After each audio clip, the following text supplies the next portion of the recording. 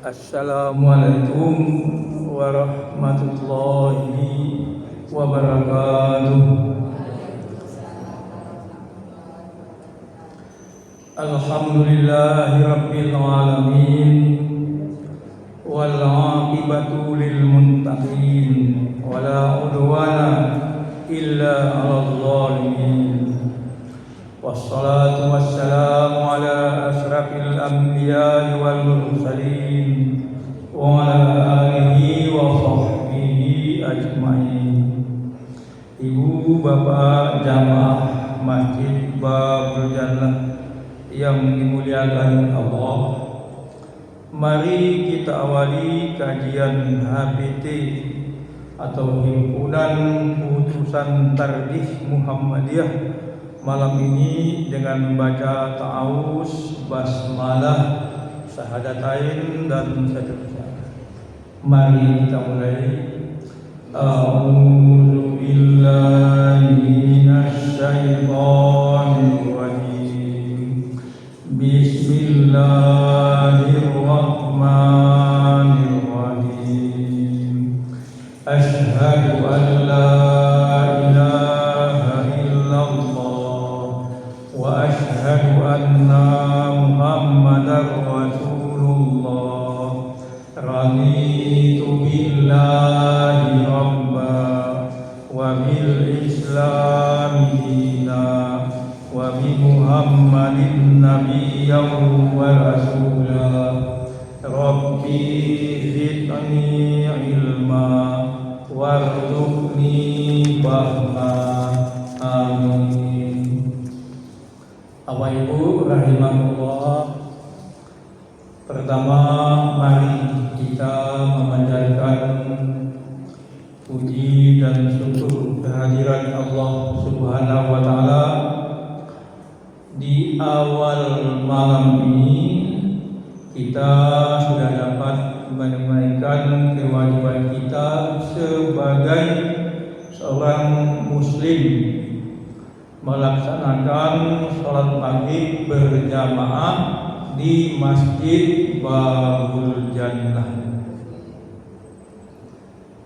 Bapak Ibu mungkin sudah kerso, ya, sudah membaca berita, menonton berita. Ya.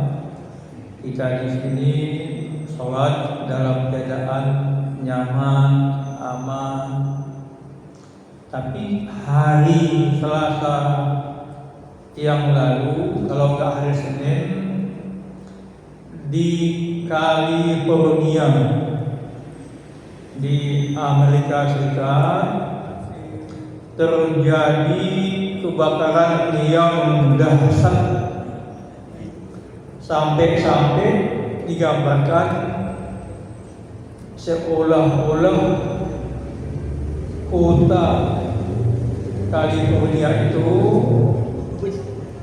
seperti neraka, tapi tidak. Kalau neraka itu tidak bisa dibayangkan Bapak, sama dengan surga. Hanya Allah memberikan tanda-tanda dan siksaan, macam-macam siksaan yang diterima oleh penghuni neraka. Namun dari kehidupan dunia, kebakaran beberapa hari yang lalu itu memang Masya Allah luar biasa. 10.000 rumah terbakar. Di kampung Tanggungan ini nggak sampai 10.000 rumah. Kemudian 11 orang meninggal dan 129.000 orang mengungsi. Bayangkan Bapak, musibah. Dan yang mendapatkan musibah kebakaran rumah itu ada orang Indonesia, termasuk juga ada rumah bintang film Hollywood. Bintang film Hollywood ini salah seorang yang setuju supaya umat Islam di Gaza itu dibasmi. Dan kita mungkin sudah tahu juga ya, sehari sebelum terjadi kebakaran yang dahsyat itu, calon presiden Amerika Donald Trump mengancam, sebelum saya dilantik jadi presiden, seandainya pasukan Hamas tidak membebaskan orang Israel, akan saya hanguskan Gaza. Malah Amerika yang terbakar. Bapak Ibu, mohon maaf, menurut kita sombong, seolah-olah dia yang punya bumi, dia yang punya kekuasaan di Gaza itu. Padahal semua yang ada di langit dan di bumi milik Allah Subhanahu wa ta'ala.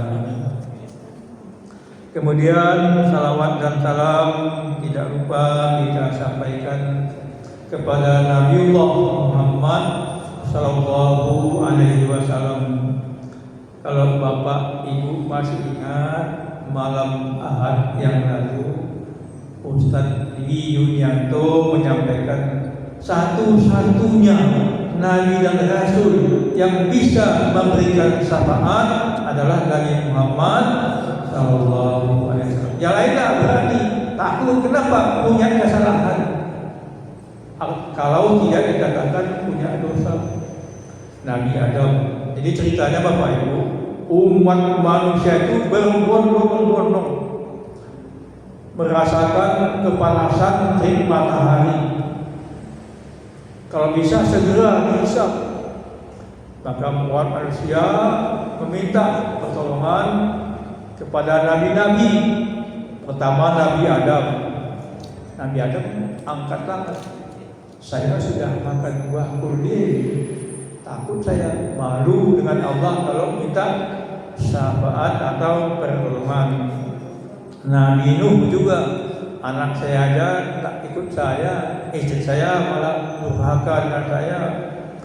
Nabi Musa, saya membunuh orang Kipti. Nabi Yunus, saya putus asa pulang dari kampung, minggat malah ditelan air. Nabi Ibrahim, saya pernah berdusta ketika saya belah patung. Orang bertanya, siapa yang membelah patung, yang hancurkan patung? Saya nggak tahu, kalau padahal saya. Itu Nabi Isa juga tidak mau. Akhirnya baru kepada Nabi Muhammad sallallahu alaihi wasallam. Makanya Nabi Muhammad itu Habibullah, kekasih Allah, Sayyidul Rasul, penghulu, pemimpin segala rasul. Ketika Nabi Muhammad Isra Mi'raj itu, pas setelah mendapatkan wahyu atau perintah dari Allah untuk melaksanakan salat, ketemu di langit entah keempat dengan Nabi Musa. Kata Nabi Musa, gimana umat saya diwajibkan salat 50 kali sehari semalam. Satu hari satu malam Bapak Ibu 24 jam. Ini satu hari satu malam sholat 50 kali, berarti nggak sampai setengah jam sholat. Nggak sampai setengah jam sholat. Kata Nabi Musa, umat nggak kuat itu. Umat saya aja kuat-kuat, perkasa, tidak kuat. Apalagi umatmu lemah, tidak bisa. Kata Nabi Musa, coba mohon keringanan dari Allah. Turun 45, sama, masih belum kuat umat, minta lagi. Turun ke 5, Nabi Muhammad turun. Kata Nabi Musa, masih tidak kuat itu. Saya tidak mau lagi ke Nabi Muhammad, segan saya istilah kita. Akhirnya terus turun Nabi Muhammad ke bumi, menyampaikan kepada umat Islam kewajiban sholat. Nah, Nabi Musa itu sudah Nabi, masih kepingin jadi umat Nabi Muhammad.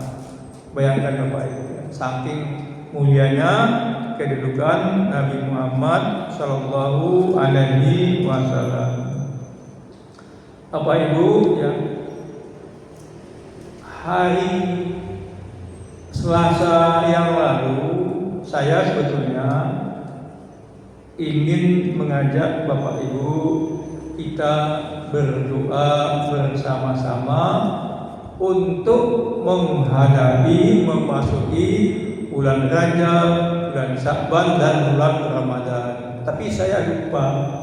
Nah itu Bapak Ibu, ya, bagi Bapak Ibu yang sudah membaca doa, alhamdulillah. Bagi yang belum berdoa, dan doa ini setiap saat kita ucapkan sampai nanti di bulan Ramadan. Bapak Ibu, saya duluan membacakannya, baru kemudian Bapak Ibu mengikutinya bersama-sama. Saya baca pendek-pendek saja. Allahumma barik lana fi Rajab wa Sya'bana wa ballighna fi Ramadan. Satu kali lagi, Allahumma barik lana fi Rajab wa Sya'bana wa ballighna fi Ramadan. Jadi artinya itu, ya Allah, berkahilah hidup kami di bulan Rajab, berkahilah hidup kami di bulan Sya'ban, dan sampaikan itu kami bisa mendapati ada kami di posisi di bulan Ramadan. Untuk apa? Untuk bulan puasa. Maka sunnah Nabi, persiapan kita melaksanakan ibadah puasa di Ramadan ini, kita disunahkan puasa Rajab. Nah, kalau di bulan-bulan Rajab, di luar Rajab dan Sya'ban, kita tidak disunahkan puasa hari Jumat. Kalau bulan Rajab ini bebas, kita puasa hari Jumat bisa, hari Ahad bisa, hari apa saja kita boleh puasa sunnah, termasuk nanti di bulan Sya'ban. Yang tidak boleh itu penuh bulan Sya'ban atau bulan Rajab. Jadi kita cukup selang-selingnya aja kapan kita puasa Rajab dan puasa bulan Sya'ban. Bapak Ibu rahimahullah, terakhir saya sampaikan cara sholat wajib membaca doa setelah tasahud awal. Dalam fotokopi sudah ada tulisannya, termasuk Selasa yang kemarin juga saya sudah tuntunkan doanya. Nah, selanjutnya halaman 82, ya. Kemudian berdirilah untuk rakaat yang ketiga setelah membaca tasawuf awal tadi. Tidak langsung salam, tapi langsung berdiri untuk rakaat yang ketiga, dan seterusnya rakaat yang keempat dengan takbir mengangkat tangan. Dulu sudah saya praktekkan. Jadi setelah kita tahiyat awal itu, maaf ya, tahiyat awal mau berdiri, duduk dulu, tenang, tumakninah, baru tangan letakkan di tempat sujud, baru kita naik sambil bertakbir, Allahu Akbar. Jadi kalau imam setelah tasawuf awal itu berdiri bertakbir, kita ikut bertakbir dan kita mengangkat tangan. Kalau masbuk terlambat, kalau kita terlambat, kalau jelas imam pasti tahiyat akhir. Nah, kita kan tidak, boleh jadi tahiyat awal. Nah, kita terlambat berdiri bertakbir, angkat tangan juga. Itu tuntunannya. Pak Ibu rahimahullah,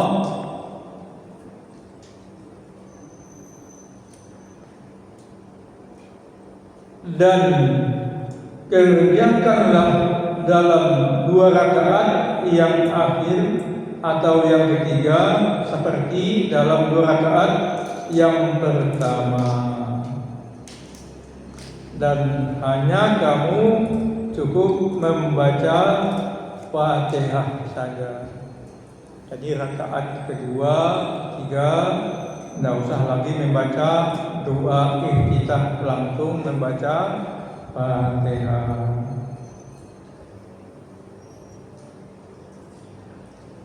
Seterusnya, dan sesudah rakaat yang akhir bacalah tasahud serta salawat kepada Nabi Sallallahu Alaihi Wasallam. Lalu hendaklah berdoa mohon perlindungan kepada Allah dengan membaca doa tahiyat akhir. Selasa yang lalu juga sudah saya tunjukkan membacanya. Allahumma inni a'udzubika min adzabi jahannam. Ya Allah, aku mohon perlindunganmu dari azab jahannam, neraka jahannam. Wa min azabil qabr, dan dari azab kubur. Min fitnatil mahya wa mamati, dan fitnah dalam hidup dan mati. Wa min fitnati min masihid dajjal, dan fitnah dari fitnah dajjal. Kemudian bersalamlah dengan berpaling ke kanan dan ke kiri. Yang pertama, sampai terlihat pipi kananmu, dan yang kedua, sampai terlihat pipi kirimu. Terlihat oleh siapa? Terlihat orang yang di belakangmu. Jadi bukan begini, tapi kelihatan pipi kita oleh orang yang di belakang kita. Kalau imam dilihat oleh makmum di saf depan dilihat oleh saf yang kedua. Tidak berarti kita melihat patokannya itu terlihat pipi kiri kita dan pipi kanan kita oleh saf yang ada di belakang kita. Sambil membaca Assalamualaikum warahmatullahi wabarakatuh. Apa Ibu ya? Kalau sempurnanya membaca salam sampai wabarakatuh. Tapi kalau sampai wabarakatuh, maaf, sampai Assalamualaikum warahmatullahi boleh. Bahkan kalau rakaat kedua, salam kedua, ada yang membaca Assalamualaikum, boleh juga. Yang pertama itu yang harus sempurna, paling tidak Assalamualaikum warahmatullahi. Bapak Ibu, kita teruskan. Jika sholatmu 2 rakaat, maka letak doa isti'azah a'udzubillah setelah membaca salawat kepada Nabi sesudah rakaat kedua.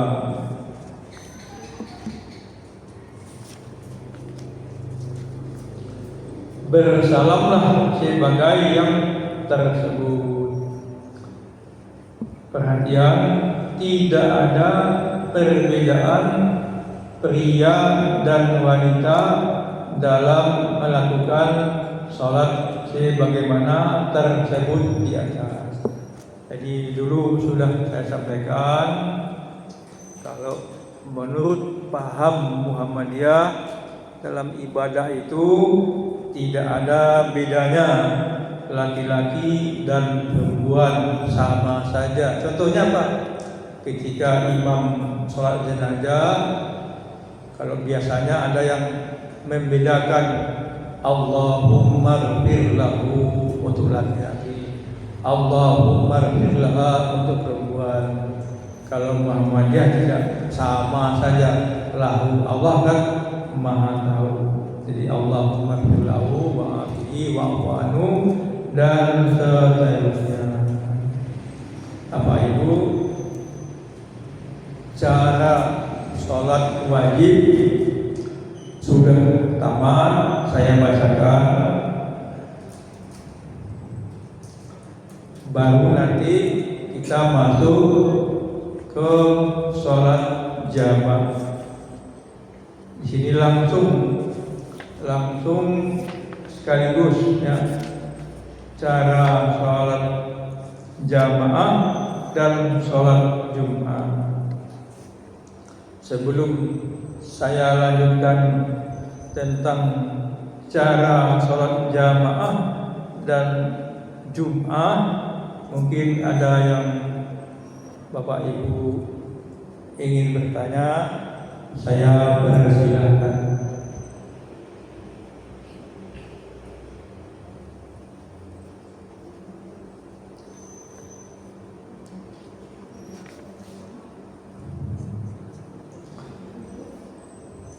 Kalau tidak ada, Bapak Ibu,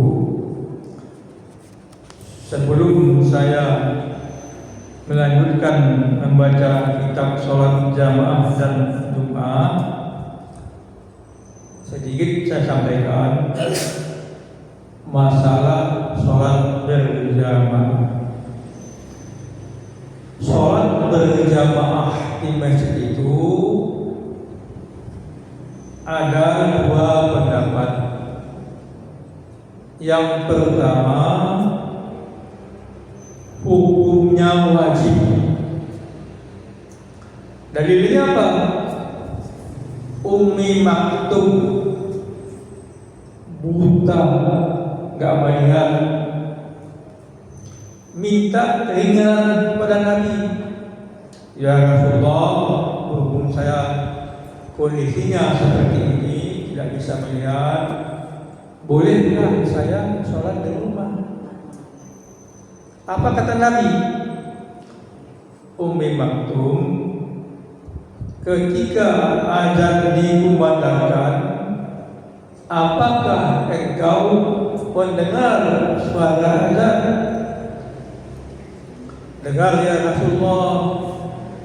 Kalau engkau masih mendengar, wajib bagimu datang ke masjid untuk sholat berjamaah. Jadi Nabi tidak mempertimbangkan fisik, tapi yang pertimbangan Nabi keimanan kepada Allah untuk melaksanakan sholat berjamaah. Satu.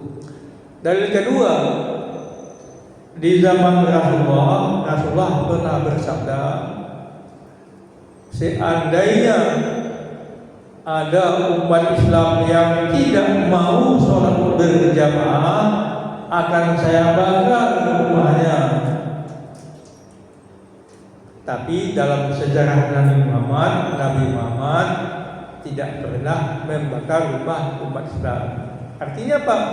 Memang ketika itu tidak ada yang tidak sholat di masjid. Itu dalil yang mewajibkan. Tapi dalil yang tidak mewajibkan ada juga. Katakanlah ada keringanan. Contohnya ya jelas sakit, musafir, ya. Tidak mungkin kan sholat berjamaah di masjid. Dari Jakarta, dari Jogja ke Jakarta naik kereta jam 5 sore, di mana itu ada masjid? Di dalam kereta yang ada. Nah, kita sholat di kereta, tidak mungkin ke masjid. Apa ibu rahimahullah, yang penting hati kita. Hati kita ini terpaut tidak di masjid. Jadi bukan masalah hukum. Kalau kita sudah hatinya terpaut di masjid, cinta kepada masjid, kita pasti kepingin sholat di masjid. Seandainya tidak sholat di masjid, sedih, sakit contohnya. Allahu Akbar, kata Pak Subandi. Ya Allah, saya sakit ya, tak bisa ke masjid. Kita sedih, kepingin ke masjid, tapi bagaimana orang sakit sudah tentu tidak kuat ke masjid. Ini kembali kepada hati kita. Itu pendapat yang mengatakan tidak wajib ke masjid.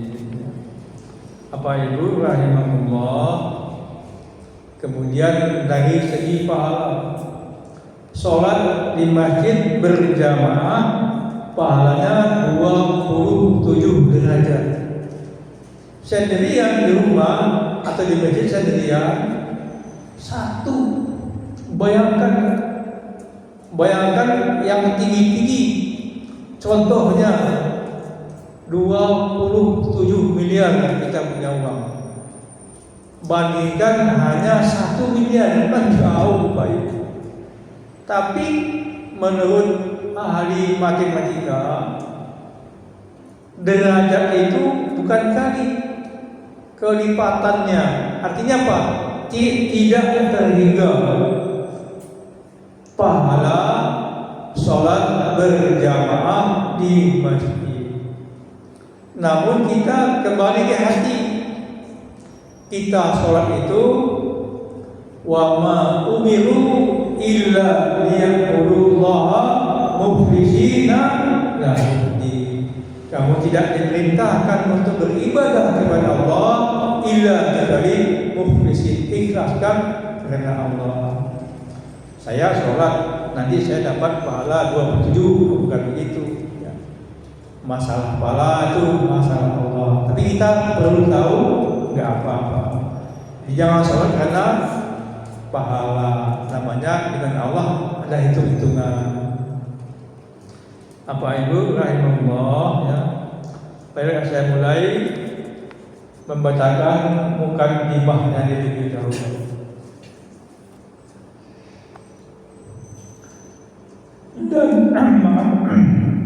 Dan dirikanlah sholat, bayarkanlah zakat, dan rukuklah bersama orang-orang yang rukuk. Oh iya Bapak, mohon maaf, tambah satu lagi dalil untuk wajib sholat berjamaah di masjid ini. Dirikan sholat, bayarkan zakat, dan rukuklah. Rukuk itu ya sholat, bagian dari rukun salat rukuk. Rukuklah bersama orang-orang yang rukuk, orang-orang yang salat. Al-Quran surat Al-Baqarah ayat 43. A'udzubillahi minasyaitonirrajim. Bismillahirrahmanirrahim. Wa aqimus sholata wa atuz zakata warka'u ma'ar raki'in. Kemudian apabila kamu berada di tengah-tengah mereka, lalu kamu memimpin sholat bagi mereka, hendaklah segolongan dari mereka berdiri bersama-sama. Artinya kita sholat berjamaah. Salah satu dari orang yang mana itu menjadi imam. Surat An-Nisa ayat 102. Wa iza kunta bihim qamta fa aqamta lahumus sholata fal takum ta'ifatum minhum ma'ak. Al-ayat. Apa itu?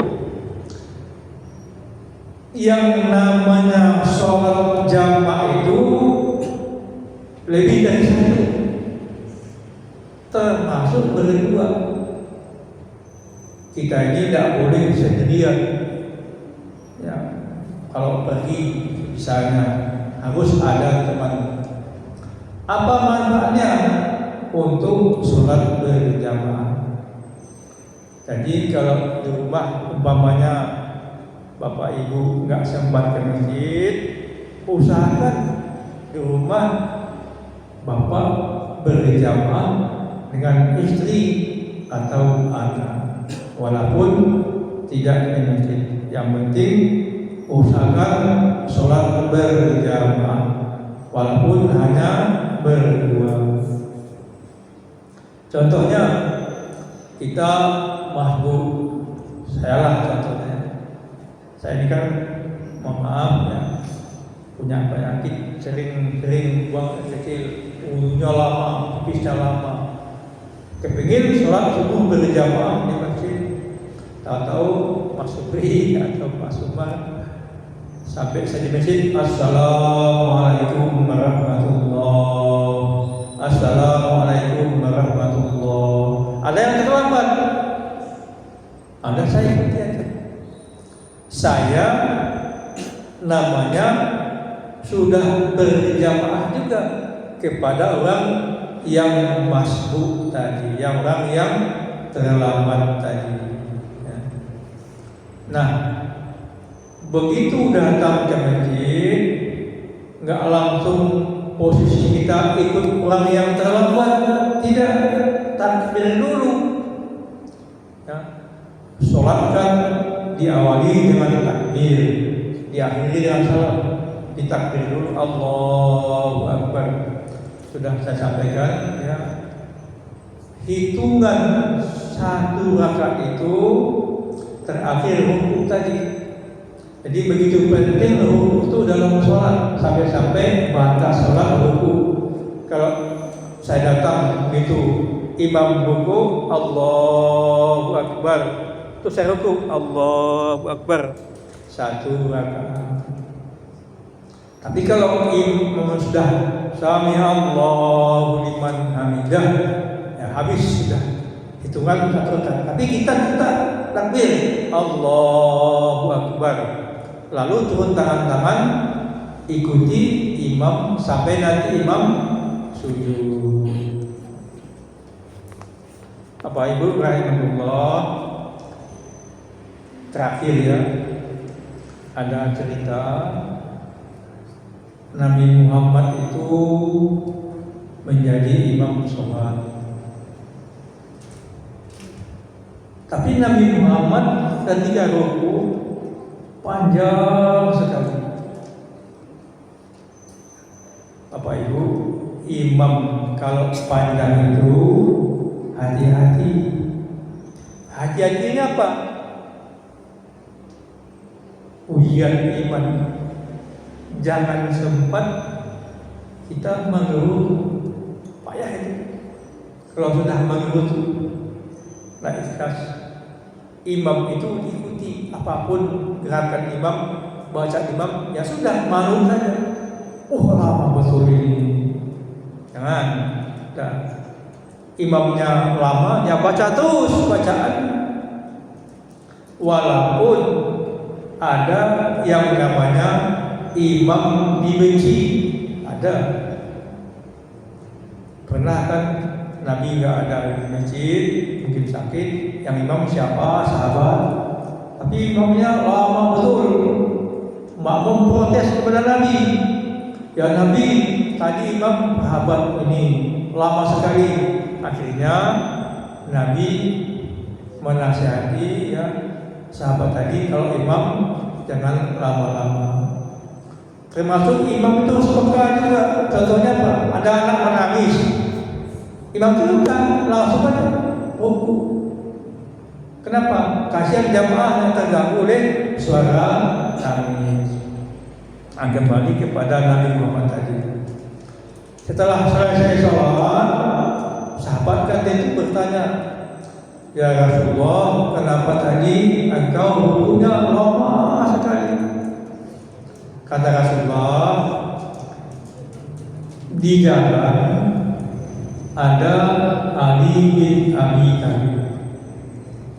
Ali bin Abi Thalib, Bapak Ibu, ya, termasuk saudara sepupunya, ya, menantunya, iya, dua-duanya sahabatnya, iya.